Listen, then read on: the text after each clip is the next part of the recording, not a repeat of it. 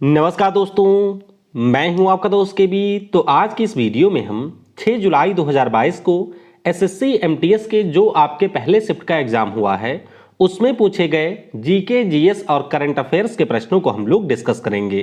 तो पूरा वीडियो बहुत ही ध्यान से देखिएगा। इस वीडियो की जो पीडीएफ फाइल है वह आपको टेलीग्राम चैनल केवी गुरुजी या kvguruji.in के ऊपर मिल जाएगी। वहां से आप इसके पीडीएफ को डाउनलोड कर सकते हैं। वीडियो की हम लोग शुरुआत करें उससे पहले मैं आपको बता दूं कि अगर आप लोग भी आने वाले समय में एसएससी एमटीएस के एग्जाम में अपीयर होते हैं तो आप अपने जो भी जीके जीएस और करंट अफेयर्स के प्रश्न हैं वह प्रश्न इस व्हाट्सएप नंबर के ऊपर मेरे साथ शेयर कर सकते हैं। तो चलिए अब इस वीडियो की हम शुरुआत करते हैं। देखिए, पहला प्रश्न पूछा गया था कि 2021 में जो हमारा T20 विश्व कप है इसका आयोजन कहां पर हुआ था। तो ध्यान रखिएगा, पहले ये जो विश्व कप है वो हमारे देश भारत में आयोजित होना था, लेकिन कोविड के कारण भारत से इसको टाल दिया गया था और पिछले साल इसका जो आयोजन है वो आपके यूएई और ओमान देशों में किया गया था। आपको ये भी ध्यान रखना है कि इस पुरुष T20 विश्व कप में ऑस्ट्रेलिया की टीम विजेता रही थी और 2022 में जो आपका T20 विश्व कप होने वाला है इसका आयोजन ऑस्ट्रेलिया देश में ही किया जाएगा। ये प्रश्न भी आपको ध्यान रखना है। अगला प्रश्न पूछा गया कि वर्ष 2022 में जो फीफा पुरुष विश्व कप है इसका आयोजन कहां पर किया जाएगा। तो इसी साल फीफा का पुरुष विश्व कप आयोजित होना है और आपको ध्यान रखना है कि इसका जो आयोजन है वो कतर की राजधानी दोहा में किया जाएगा। अच्छा, मैस्कॉट भी आपसे पूछा जा सकता है, तो ध्यान रखिएगा जो इसका मैस्कॉट है वो आपका सफ़ेद अरबी शॉल है जो कि आपके 8 के शेप में बनाया गया है। वहीं पर 2023 में जो आपका फीफा महिला फुटबॉल विश्व कप होगा उसका आयोजन ऑस्ट्रेलिया और न्यूजीलैंड में होगा, ये भी आपको ध्यान रखना है। और 2026 में जो आपका फीफा पुरुष विश्व कप होगा उसका आयोजन होगा अमेरिका, कनाडा और मैक्सिको में। तो ये सारे पॉइंट भी आपको ध्यान रखने हैं। अगला प्रश्न पूछा गया कि बोनालू त्यौहार किस राज्य में मनाया जाता है। तो चाहे हम लोग बोनालू की बात करें या फिर हम लोग बथुकम्मा पुष्प उत्सव की बात करें, ये सारे जो हमारे त्यौहार हैं वो तेलंगाना राज्य में मनाए जाते हैं। बोनालू त्यौहार के दौरान यहाँ पर तेलंगाना राज्य में माँ काली की पूजा की जाती है, ये भी आपको ध्यान रखना है। अगला प्रश्न पूछा गया कि निम्नलिखित में से कौन अकबर का राजस्व मंत्री था। तो बहुत ही सिंपल सा प्रश्न था, आप सभी को पता होगा कि जो राजा टोडरमल थे वो आपके अकबर के दरबार में राजस्व मंत्री थे। फिर एक प्रश्न पूछा गया था बहुत ही शानदार कि भारत की पहली महिला कौन थी जिसे राज्यसभा के लिए नामित किया गया था। तो ध्यान रखिएगा, नाम इनका है रुक्मिणी देवी अरुंडेल। तो पहले भी ये प्रश्न कई एग्जाम में आ चुका है। भरतनाट्यम की ये हमारी डांसर थी, नाम इनका रुक्मिणी देवी अरुंडेल हैं, जो कि आपके राज्यसभा के लिए पहली महिला के तौर पर नॉमिनेट हुई थी। हालांकि अगर आपसे ये पूछा जाए कि पहली महिला कौन है जो कि राज्यसभा के लिए चुनी गई थी तो उनका नाम है वायलेट हरी अल्वा। 1952 में जो हमारी पहली राज्यसभा थी उसके लिए वायलेट हरी अल्वा का चयन यहाँ पर किया गया था। अगला प्रश्न पूछा गया कि इनमें से कौन सी नदी है जो कि बंगाल की खाड़ी में गिरती है। तो आपको 4 ऑप्शन दिए गए थे जिसमें से जो हमारी 3 नदियां हैं वो तीनों नदियां आपकी गिरती थी अरब सागर में, और एक नदी इसमें जो गोदावरी दी गई थी वो गोदावरी नदी आपके अरब सागर की बजाय बंगाल की खाड़ी में गिरती हैं। इसके अलावा हमारी महानदी है, कृष्णा है, कावेरी है, दामोदर है, वैगई है, ये सारी आपकी वे नदियां हैं जो कि बंगाल की खाड़ी में जा करके अपना जल गिराती हैं।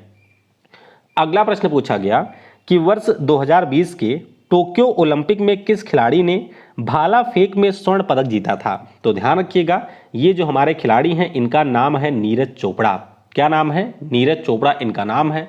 इंडिविजुअल कैटेगरी में ये हमारे दूसरे भारतीय बने जिन्होंने व्यक्तिगत पदक जीता था। इससे पहले जो पहला व्यक्तिगत पदक है वो अभिनव बिंद्रा ने 2008 के बीजिंग ओलंपिक में जीता था।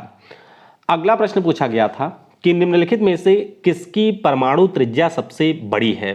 तो आपको एक बेसिक पता होना चाहिए। जैसे मान लेते हैं ये हमारी पीरियोडिक टेबल हो गई। पीरियोडिक टेबल में ये जो आपके होते हैं इन्हें हम लोग आवर्त कहते हैं, और ये जो आपके वर्टिकल होते हैं इन्हें हम लोग कहते हैं ग्रुप। तो जब हम लोग बात करते हैं आवर्त की, तो आवर्त में जब आप लोग बाएं से दाएं की तरफ मूव करेंगे तो जो हमारा एटॉमिक रेडियस होता है उसका साइज यहाँ पर घटता है। क्या होता है? घटता है। वहीं पर अगर आप लोग ग्रुप में ऊपर से नीचे की ओर मूव करेंगे तो जो हमारा एटॉमिक रेडियस है उसका साइज बढ़ता है। तो ऑप्शन में आपको नाइट्रोजन, कार्बन, बेरिलियम और लिथियम दिया गया था। और अगर हम लोग लिथियम की बात करें तो जाहिर सी बात है ये आपको पहले ग्रुप में देखने को मिलेगा, इसीलिए जो इसकी एटॉमिक रेडियस है वो सबसे बड़ी हो जाएगी।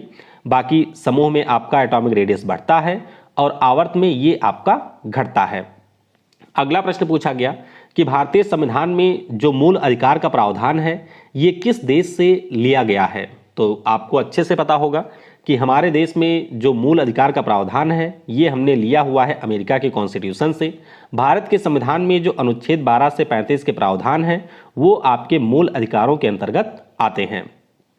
अगला प्रश्न पूछा गया कि अप्रैल 2022 के अनुसार भूटान देश की राजधानी क्या है। तो भूटान हमारा पड़ोसी देश है, इसकी जो राजधानी है वो आपको थिम्पू में देखने को मिलेगी।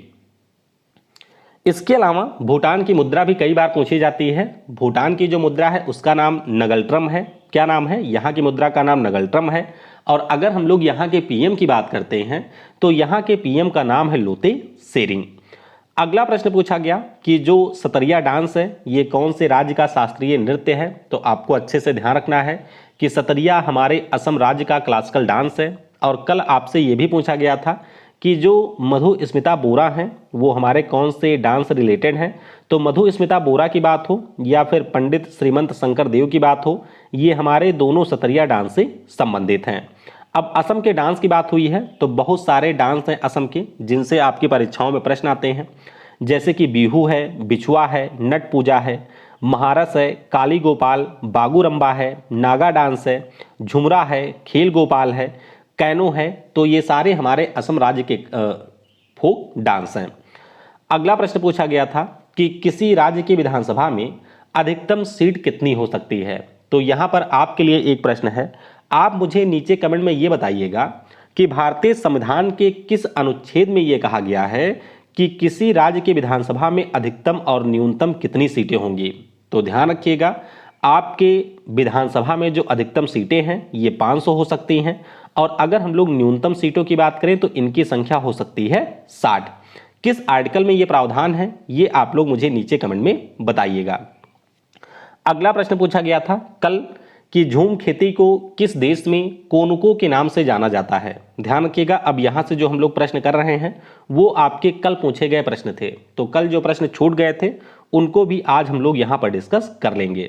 तो झूम खेती को कोनुको कहा जाता है वेनेजुएला में, और पिछले 1-2 सालों में यहाँ से काफ़ी ज़्यादा प्रश्न आ रहे हैं टीसीएस के द्वारा, तो अच्छे से आपको नाम ध्यान रखने हैं। जैसे कि देखिए, अगर हम लोग अपने उत्तर पूर्वी राज्यों की बात करें तो यहाँ पर इसे झूम खेती कहा जाता है, मणिपुर में इसे हम लोग पामलू कहते हैं, छत्तीसगढ़ में इसे दीपा कहा जाता है, अंडमान और निकोबार में भी इसे दीपा कहेंगे, मध्य प्रदेश में इसे वेवर या फिर दाहिया कहते हैं, आंध्र प्रदेश में इसे पोडू या फिर पेंडा कहते हैं, उड़ीसा में इसे कोमन या फिर भृंगा कहते हैं, पश्चिमी घाट में इसे कुमारी कहते हैं, वहीं पर राजस्थान में इसे वाल्ट्रे कहते हैं, हिमालयन बेल्ट में इसे खिल कहा जाता है, झारखंड में इसे कुरवा कहा जाता है। तो ये सारे नाम आपको अच्छे से ध्यान रखने हैं। अगला प्रश्न कल पूछा गया कि निम्नलिखित में से कौन सा व्यक्ति तबला वादक नहीं है। तो आपको यहाँ पर 4 ऑप्शन दिए गए थे जिनमें से 3 तबला वादक थे, बाकी एक नहीं था। तो ध्यान रखिएगा, जाकिर हुसैन साहब, अल्लाह रखा, सबीर खान, पंडित किशन महाराज, ये सारे हमारे फेमस तबला वादक हैं। फिर एक प्रश्न पूछा गया था कल कि आईपीएल 2021 में किस टीम ने सर्वाधिक स्कोर का रिकॉर्ड बनाया था। तो ध्यान रखिएगा, अगर हम लोग 2021 की आईपीएल की बात करते हैं तो ये रिकॉर्ड बनाया था मुंबई इंडियंस ने। इसने बनाए थे 235 रन 9 विकेट के नुकसान पर। लेकिन अगर आपसे ये पूछ लिया जाए कि आईपीएल के पूरे इतिहास में सर्वाधिक टीम स्कोर का रिकॉर्ड किसके पास में है, तो वो रिकॉर्ड है रॉयल चैलेंजर्स बेंगलुरु के पास में, जो कि उसने 2013 में आपके बनाया था। अगला प्रश्न पूछा गया कि भगवान गौतम बुद्ध ने अपना पहला उपदेश कहाँ पर दिया था। तो ये आसान सा प्रश्न है, पहला उपदेश दिया था सारनाथ में, और इसी को हम लोग धर्म चक्र प्रवर्तन के नाम से जानते हैं। अगला प्रश्न पूछा गया कि वैदिक काल में राजा के द्वारा अपनी प्रजा से कितने हिस्से को कर के रूप में वसूला जाता था। तो ध्यान रखिएगा, ये जो कर था वो आपका था 1/6 कृषि उपज का या फिर मवेशियों के ऊपर ये लगता था, और ये 1/6 वसूला जाता था। अगला प्रश्न पूछा गया था कि 1930 में दांडी यात्रा के लिए किसने महिलाओं को सहयोग के लिए प्रेरित किया था। आपको पता होगा कि जो हमारा नमक सत्याग्रह है वो आपके भारत का पहला ऐसा सत्याग्रह था जिसमें महिलाओं ने ज़्यादा संख्या में हिस्सा लिया था, और इसमें महिलाओं को प्रेरित करने का काम किया था हमारी कमला चट्टोपाध्याय ने, अवंतिका बाई गोखले ने और एनी बेसेंट ने। तो जो भी ऑप्शन आपको दिए गए होंगे उसके अनुसार आप इसे टिक करेंगे। फिर एक प्रश्न था कि सागा दावा जो त्यौहार है ये किस राज्य में मनाया जाता है। तो सागा दावा की बात करें या फिर हम लोग सकेवा त्यौहार की बात करें, ये दोनों हमारे बौद्ध धर्म से जुड़े हुए त्यौहार हैं और ये सिक्किम राज्य में मनाए जाते हैं। तो इस प्रकार से पहले शिफ्ट में जितने भी प्रश्न मुझे मिले थे उन सभी को मैंने डिस्कस कर लिया है। इसकी जो पीडीएफ है वो आपको रात तक तीनों शिफ्ट की एक साथ मिल जाएगी, तो उसे डाउनलोड जरूर कर लीजिएगा। इसके अलावा अगर आप लोग पहली, दूसरी या तीसरी शिफ्ट में एग्जाम देते हैं तो अपने प्रश्नों को आप मुझसे व्हाट्सएप पर शेयर कर सकते हैं। Thanks for watching. जय हिंद, जय भारत।